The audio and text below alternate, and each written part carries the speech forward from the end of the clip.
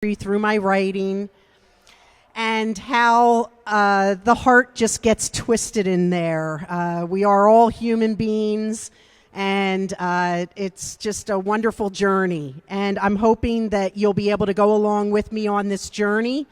I am following a script. I've got about a 45-minute set, but it might not run that long if I just keep going along with it. I was going to have music with my performance, but it all kind of fell through. So you get me as a solo performer tonight. So thank you so much for being here and for spending the time with me tonight. And for those who came locally, thanks so much for coming to hear this performance. And for the visitors who are here, I hope you're having a great stay here in Spokane and the lovely inland Northwest. The weather is perfect. Welcome to the eye of summer. It's a season when time and memory intertwine and capture the essence of who we are, why we're here, and what our purpose is. Dreaming becomes reality, eh? The photos behind me were done by Norval L. Trost. He was once my partner and a beloved friend to many. He was a fine arts photographer who only worked in black and white photography. And Norval died in 2013, but he left behind a legacy of work that actually lives on now because I have taken these out of my portfolio and I've given them life. And if there's anything that you can do to honor an artist more, it's in their passing to be able to honor them by showing and exposing their work and making it available for others to see so that it has new life if you are departed or gone. Norval did these photos. It was a collaborative exhibit that was at the Chase Gallery, which is right down the street here, Spokane City Hall. It's the art gallery for City Hall. And we did a collaboration with some other fellow artists. And I was a poet and Norval was a photographer. And the theme of the exhibit was telling the American story. In telling the American story, it was however you wanted to translate that or interpret it. I placed poems on blinds. So, you know, the ones that you put in windows, and there was poetry on both sides, and you could flip them back and forth. And the poems that I hung with these images were called Change, Bye Bye Lie, and Memory. And the photos behind me accompanied those poems. The hope of the piece that Norval and I did together was to allude to an illusion of the American story, how the open landscape presents opportunity and how it leaves room for interpretation and inspiration, especially to think freely. Think telephone pole after telephone pole after telephone pole. Here's the poem, Memory. Memory, side 1. The past is poles of pop-up. I wonder where they came from. Immigration, prison. We are always at war on occasion, but then there's vacation. The first time I tried a bedroom to myself. Chivas regal wonder. No idea where I was or how I got to this first time of black memory. Now I like side 2, my relatives fresh out of the cask by way of dying to take care. The days grow shorter, snatches of the past appear out of nowhere. Remember looking up Flamingo Road, that black cloud? It's no longer there. The second piece is called the Stick Game poem. And stick game is a traditional hand game. It's played by several tribes of Native Americans throughout the region. And it's a game where you try to fake opponents out and you throw them off by like hiding bones or by, someone calling you out where they think the bones are hidden, and you gain points over this. It's a gambling game. And what inspired me with this poem was when I watched a group of women, a team of women players play stick game. And this is called Stick Game Poem. Woman, you play the sticks, you feel them, you win them.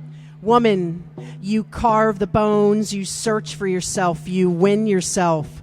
Woman, you sing the songs, you bury your warriors, you release love. Woman, you psych opponents, you raise your voice, you respect others. Woman, you cover your fists, you work against tricks, you get answers. Woman, you hold truth behind your back, you equal yourself to men. Your men stand.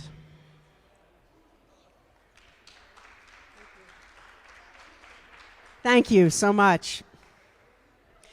This poem is called It. Like as in I-T, it. They say that if you can explain what it is at any given time, then you've got it. So this poem came out of my brother and I speaking about this concept of, well, if you can define it, then you got it all figured out. You got it down. So many times we use that word and we have to define it. It. That is it. It never ends. It never clears. It just grays over. It becomes T and T becomes it, vice versa, versa vice. We all want control, and those that don't fake it. Or they're a chrysalis waiting to emerge. Eventually, it can become it, but then there isn't a damn thing you can do about it. Except maybe change it to T for a while. But, we all resort back to it. It becomes a product of our environment. It is a product of our environment. We fog storm it with friends, agendas, activities, etc., etc., etc. But it emerges its freaking head. I mean, it was just sleeping. It becomes T before T becomes it again.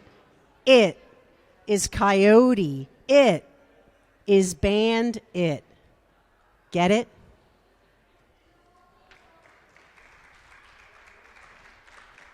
Thank you.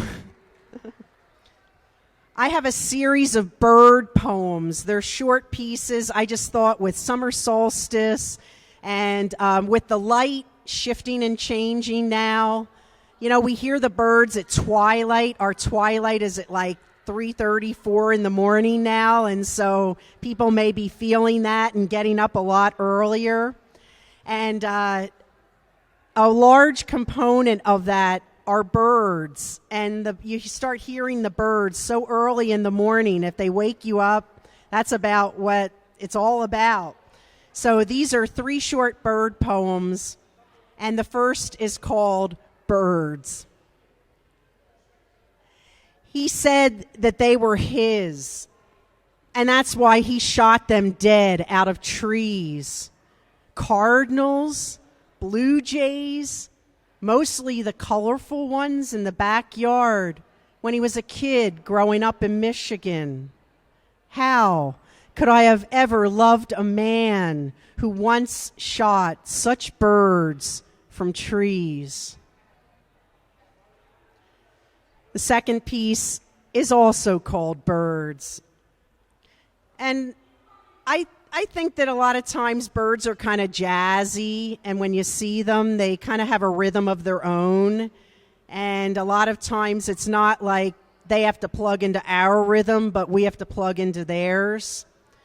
And I am wanting to do this piece in the spirit of Jack Kerouac and the jazz music that happens around so many of these wonderful pieces that are very jazzy. And so this piece is called Birds. Birds, birds, birds, you are the soul of day, birds. Birds, birds, birds, you rustle in the bushes. Hey, birds, it's an all-purpose soul's day, a whole day soul day, chirp if you want day. All you want, bird, you're the soul of an all day. You're the bird of a bird of a bird. You are the soul of an all-soul bird's day, bird. Bird, bird, bird, you are a sidewalk bird. You are an in-the-sky bird. You are on the concrete. Someone walks up in their own beat, and you are in your own beat, bird. And bird, bird, bird, you are your own soul of the bird beat. You are a chirp of the chirp bird beat. You are the soul of an all-soul day, bird, in the sky day, bird. Why day, fly day, bird, hawk, crow, raven, sparrow, magpie, finch, gull. You are the soul, the float of a peck, peck, peck, bounce, bounce, bounce, bounce, peck, peck, bounce, bounce, fly, fly, fly. Thanks a lot.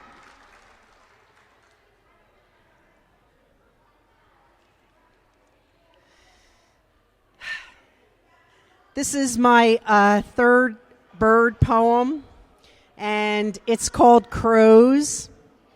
And this song was written, and it was actually exchanged with fellow Chinese protesters during the Tiananmen Square protests of 1989. And they say that some people call that the 89 democracy movement over in China. Everything that went on with the protesters there. And I was in Seattle at the time, and we were asked as a collective, like a poetry collective, to collect and compile poems and send them over to the Chinese journalists and the writers and the artists who were protesting at the time. There was actually this kind of underground channel for getting work to them, and they were exchanging work with us. And I wrote this piece, and it's called Crows, and it's kind of a metaphor. Crows are a metaphor for all of humanity. And so I write it with that in mind. Crows fly wide through these red fire island clouds, tip the tops of junipers and ride the morning air. In the sky valley, dusted with dreams, tulip petals slurp the stony garden stairs, and temples bent in prayer. Shadows, feathers at full spread, cool the heated, hairy heads of people down below. People down below.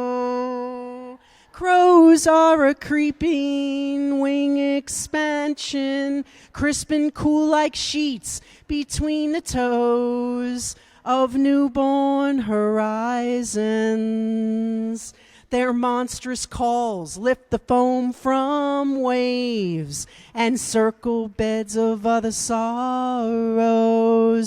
They are the only source of food, but the giants are plucking them from the fiery moon, from the fiery moon. Their yellow eyes, soft and mellow, sweet like citrus in beds of caviar. Their meat is what all men hunt for. Their beaks are stalks of celery.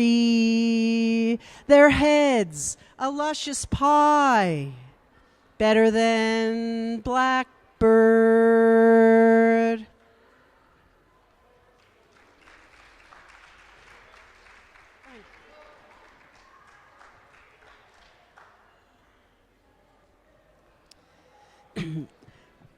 I would be crazy to not do river poems. Here we are in Solstice. Here we are on the edge of the Spokane River. For anyone who is here and hasn't yet taken like a minute or two to stand and reflect and just absorb what the power of this river is that we have beside us, I hope that anyone who hasn't done that will take a chance to do that sometime, because it's one of the golden gifts of this area. And rivers are we are in a river-rich area where creeks and rivers we have channels and some major systems that just rush through this entire region. And the first poem that I'm going to read is about the Columbia River, and that's one of them. And it's south of here. If you go south of here, and that's the bend that I'm talking about in the Columbia River, where the Tri-Cities area is, and where you're riding along the Columbia River, where it bends, and then it runs all the way across the bottom of the state out to the ocean. This poem is called Trip South.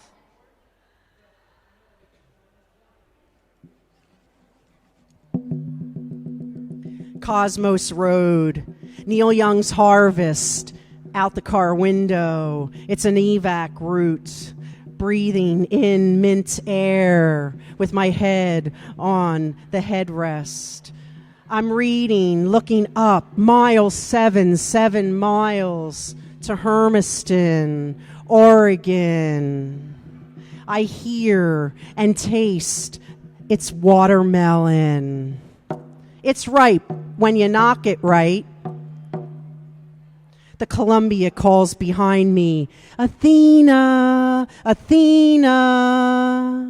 On the road we roll over shadows of L after L after L. We power pop pole after pole after pole, pole T, pole T, pole T. The pioneers worn down trails. The minutes melt in rolling songs with Neil Young going on and on and on. All along, the air is cushioned with cloud after cloud after cloud. Thank you. This river piece is called River Song. It's for Tom I. Davis. He was one of my best friends. He was a beloved poet of this area who left us in 2012. Tom loved here, and he wrote a lot about it, and he left us with some really rich poems of this region to cherish. Tom loved the Spokane River, and he lived by it. This is about the day that I released a photo that I took of him at the river after he died. 4 geese fly upriver as I stack dry rocks, mumbling wet words. I toss snowballs into the current, and I watch them melt as I wash sorrow out of my cold hands in rolling water, channel cool winter away through the sun's blue rays. You get placed in soggy gravel, begin to drift, mix in, get caught where red willow reeds stick out. Drenched, your image, it starts to fall apart, then ripped up, gurgling peacefully down. All is at rest. Even this once restless heart I'm soaking up in the sand on the shore with dirt and rough laughter. It's a spinning sparrow fluttering up from the throat, the way rhythm beats, lines, tries making sense of step into current, all at once entering this rapid dream, never wanting to come out.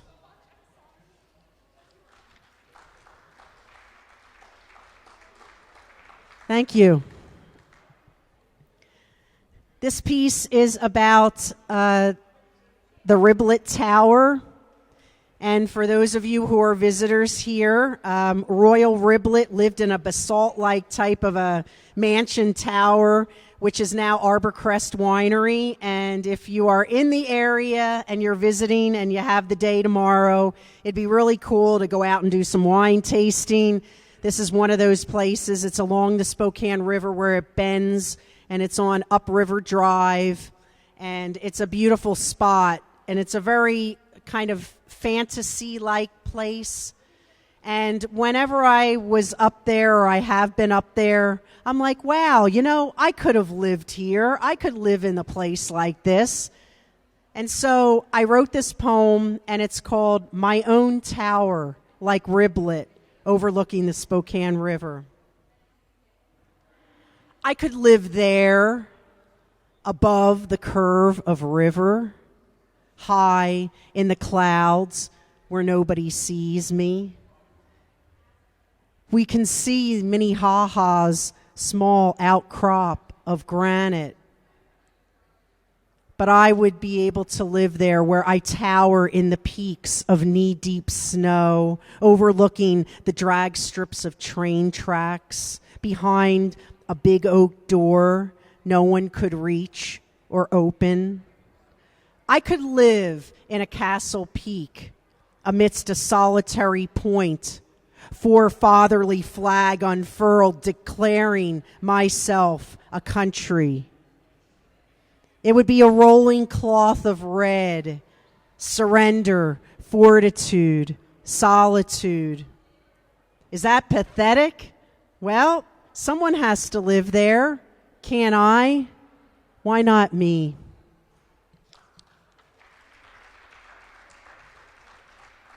Thank you. Well, I wouldn't be hi Jen, I wouldn't be a poet in my own right if I didn't give you a love or breakup poem. And this is a breakup poem. And it's called The Key. And it's about a person I still love and I will always love as long as I live. The Key. After 10 years together, it's only his copy of the apartment key, left in an empty mailbox, clipped to a direct mail postcard by a worn-out clothespin. No note, no words, no say, no nothing, says everything. It's a somber plunge into this gone for good. I squeeze what's left in the palm of my hand. I imagine his touch in my fingers, ringing the grooves of the key, my heart drenched in cold metal love. He kept his own self close to his chest, a warm, mature pocket, opening new doors. I look up at a pink salmon sky. It's a wide cloud stretching out like a bed burning up in the west.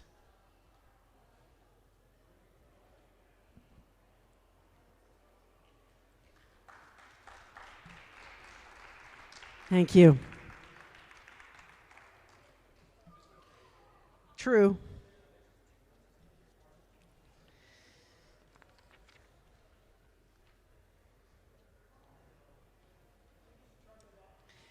This is a summer poem, and it's called 4th of July Hot Springs. And it's about me when I lived in Seattle. I took my friend Phoebe on a camp-out trip on the 4th of July weekend, and I said, Phoebe, let's go out to Dungeness Spit. Let's go out like to Juan de Fuca Straits out near Olympic National Park. And I just got a new tent, and I had seam sealed it twice so it didn't drip or, get soggy or wet. And she had never been camping. And so what happens to the weekend? It's like a downpour all the entire time we're there, the whole weekend. And this is about that time, because what we did was I said, well, we're wet already. Let's go to hot springs. Let's go up into the mountains and go plunge into the hot springs. We're just soaking wet. And so we did do that. And this poem is about that. And it's called 4th of July Hot Springs for Phoebe.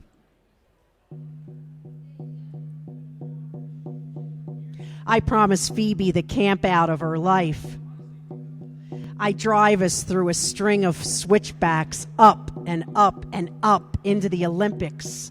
And the trees, they're more dense. The sky becomes a crack. Rain begins as we park our car in a line of cars and a line of cars and a line of cars. Must be a popular place, Col de Sol. So wet, all you want to do is quack. We track up a barren trail, wondering where all the bodies are. Underneath the roots, I whisper, I can feel them here, the sunken people. Climbing higher in a spiral, we spin toward light, up and up, where the trail becomes a strip and the overhang is a cliff's edge. Suddenly, people's heads emerge from steaming pots, scattered like pine cones floating in puddles. Drops carve circular patterns in empty pools. I strip and sit on slippery cedar roots, and it's a soft cushion underneath my butt. And Phoebe follows suit, and we plunge into the arms of Mother Earth. We catch raindrops on our tongues. We talk about love and finding some. Making our way back drenched to the bone, we quick blast the heat in the car, steam up the windows, crank tunes, and we head for the Port Angeles laundromat. Then to our soaked site for another 2 days of this pouring down rain. Never so warm and content, wearing ponchos. We cook dinner in a downpour, one pot at a time. We make our meal in stages, cuddled up in my newly seam-sealed tent. It's still light, and we're reading poems to die for. Thank you.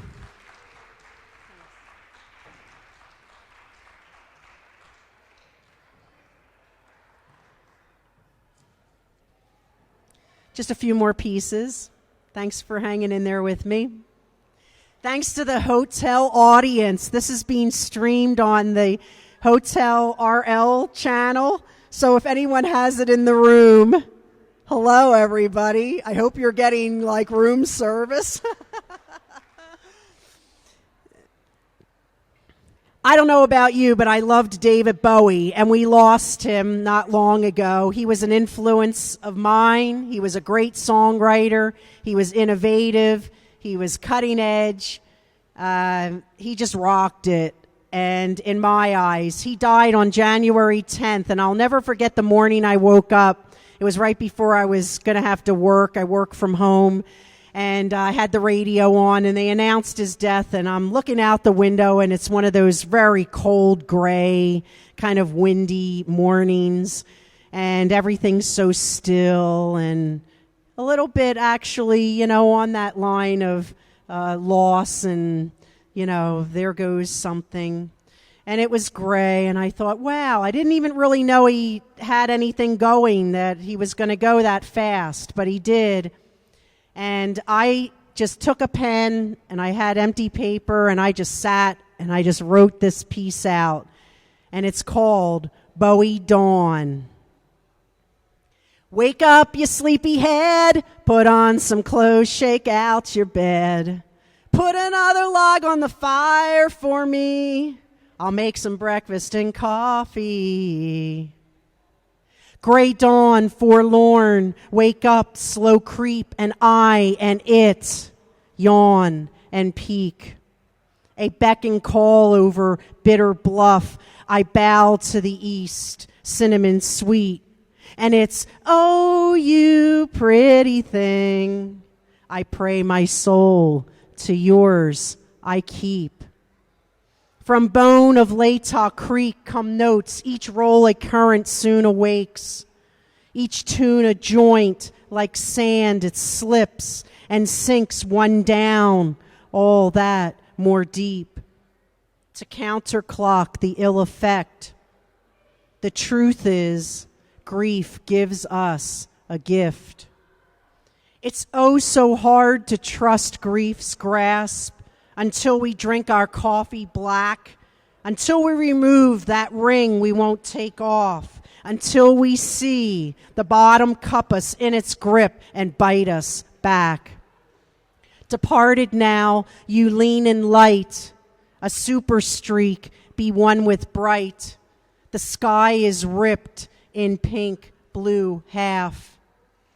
I draw a blank, my dog a blanket. This morning is androgynous, the way the news does not commit to this or that such random facts, to me or you, a neutral flat. This odyssey of sacred flight is cold, cold wind from South Palouse. It shakes the heads, last summer's sun, no flowers bend, all brittle brown. Dried up old heads, reminders still of summer's drought, left skulls for beds. They tremble brisk outside my pain. But I see through them and that old game, where suffering has name, no place or home. It's a beggar's hand, a garden box, dry zinnias, no color there, but seeds reseed, no less. And even though what I see now is chunks of snow in lunar scape, surrounding hearts we early mourn, I just can't wait till I am born to play awake that I am a hearth amid these barren words performed.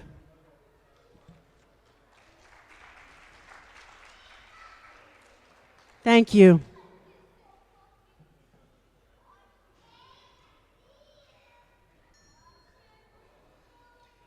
Is everybody okay? Everybody all right? Doing good?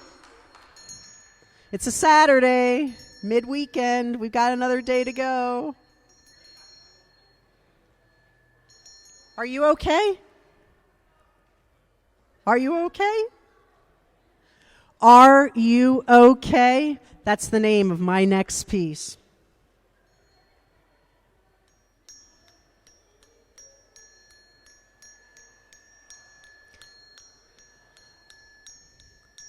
I was searching through the churches, chance the bells, the angels, abandoned houses along the streets. People out their windows were singing, are you okay?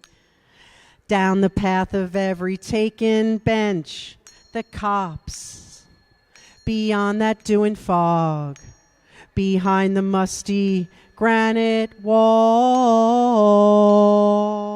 I had to explore. Behind the light poles, below the cafes, I had to crawl. The poets, they reasoned and rhymed, but not for my time. Over papers I already walked. A pound of the trash weighs out in the dark. The fast food cups that are damp on the curb, manholes dry, the alley's worse. Burning streetlights drew a bath for me. Moon floated misery. In and out of haywire. Marigolds, daffodils. Lilies on the hills. On top the goose flesh. On top of that the message. It wasn't all dead. Closing my eyes, I still see red. Oh,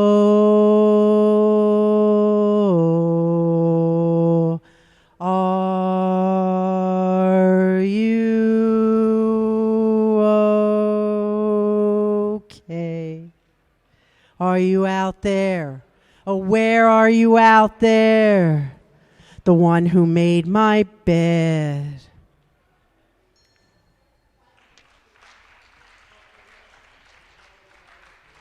Thank you. Thanks a lot.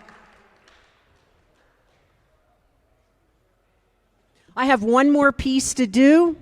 I so appreciate you hanging in there today, taking the time to be with me tonight. I know there's going to be some live music outside, I think. So, gosh, going from this venue to the next is great. It's kind of like an arts festival. And the Hotel Red Lion, it's a great time for me to bring them up. I thank them so much. I'm so honored to be on this stage. Spokane was one of the test sites for these experimental living stages as a new rebranding of Hotel Red Lion, and we were one of the test sites. So please support this stage. If you're local, great. If you come back, make sure you look up who's on the living stage. And I just got an email out of the blue and was invited to perform. And I'm so honored to be here to do that. And thank you so much. If anybody wants to know more about me, I'd be glad to answer any questions afterwards. I do have a book of poetry, a collection of poetry. It's called Stamen and Whirlwind. And I'd give a Hoop Fest discount to you for that. I'll sign a book for you. I have a few of them with me. And there's also a bio on Norval who did the images here. Again, thank you so much for spending time with me this evening. The piece I'm going to do is called Plains Fair, Late Summer, Montana. And it's about Plains, Montana, and the fair that they do every Labor Day weekend there. And it is on Highway 200 in northwest Montana. And it's a pretty interesting, fun weekend. And I published this. I wrote this poem a long time ago, and it's a road piece. It's like a travel poem, I call it. It's like an on-the-road poem. So it's one of those poems that just keeps moving and it flows, and I'll read it that way. But I really, the experience of being at the Plains Fair was pretty wild. I was a summer in Montana, co-writing a play with my friend Vic Charlo. It was our second play, and I took the summer off to go with him and write the play Moon Over Mission Dam. And my friend came from the East Coast to visit me out of the blue, and video cameras in. This is 1991. I'm dating myself now, but video cameras, the small ones, were like just the newest technology, and she brought one of those with her. And she just wanted to roll this camera every time, wherever we were going. And so I said, okay, let's roll this camera. So a camera was rolling while you're going to hear this story. Plains Fair, late summer, Montana, with and for Sue. We start the day with beer, drive my truck to First Stop Dixon store to buy more beer, a six-pack for the road. The hidden video camera Sue Palermo carries is rolling. It's taking inventory of Mad Dog, 2020, Boone's Farm, Thunderbird, all of that ditch rot gut that they sell to make a buck off a buck. Those who own this reservation store want that stuff. They want it to be here. It's a way to manipulate the community by way of a deathly popular commodity. We cradle our own cold buds and we rest them between ourselves and the truck. Tin cans sweat between our thighs. I tell Sue, keep that camera rolling. Keep that camera rolling. We're going to peel away from this abandoned gas pump, and we're going to leave Dixon in the dust. Along the Flathead, Highway 200, I confess about my sex drawer at home. I've always had one. Hell, it even doubles as my underwear drawer. And didn't everybody have one of these? Sue laughs hysterically, not knowing what to say as I become woman's contemporary history. I'm revealing the very thing that most women probably have but don't say anything about. Well, like, what's in there? She laughs and asks, and I laugh. Well, like condoms, gels, dirty magazines. I don't know. Hell, you have one. You know what's in there, right? She finally breaks down. Yes, I have one. Yes, I have one. And she asks me to explain this phenomenal essence of what it is to be human. By the time we get to Plains, we're toasted over the steering wheel. We found a decent place to park. We're early. The gates are just opening. I feel that I will be singing for today is already a song. We stumble through 4-H stalls lined with rabbits and cows. Listen to the Indian white guy comedians seesawing raw jokes back and forth over the intercom. We can't help but carouse the pie stands. I pick pecan a la mode to die for. Drinking, it makes me ruthless, dynamic, invisible. I want a temporary tattoo right here in the middle of my cleavage, a sacred heart. And the tattooist in the stall, he's all appeasing. He's like, wow, that's a great idea.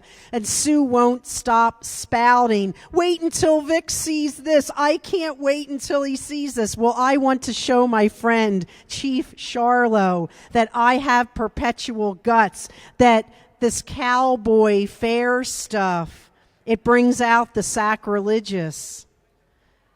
He can't bear these types of things. He won't be seen in his own indecent company. He won't mingle with the enemy. I want to bring this experience back to him and say, hey, it's okay. Times have changed. I want to trap it in a bottle and bring it back and show him that these are new times. But is there really a point to that? The karaoke machines are the rage.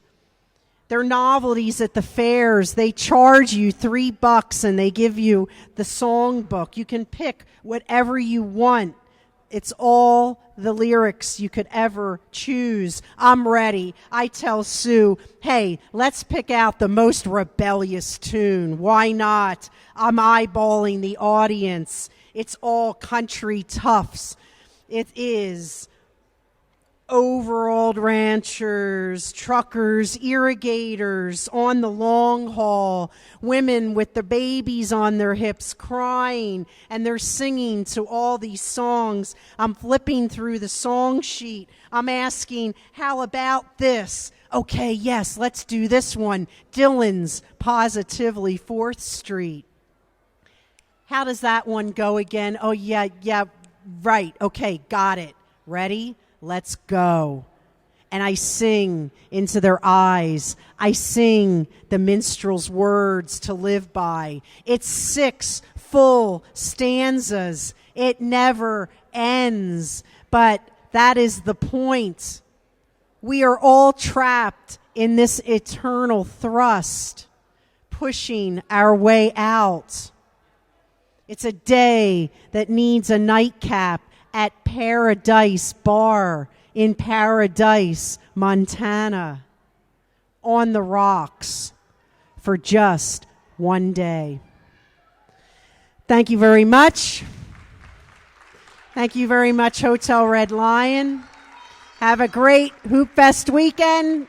Hey, you guys, Yay! Hoop on. Thank you so much. Good night.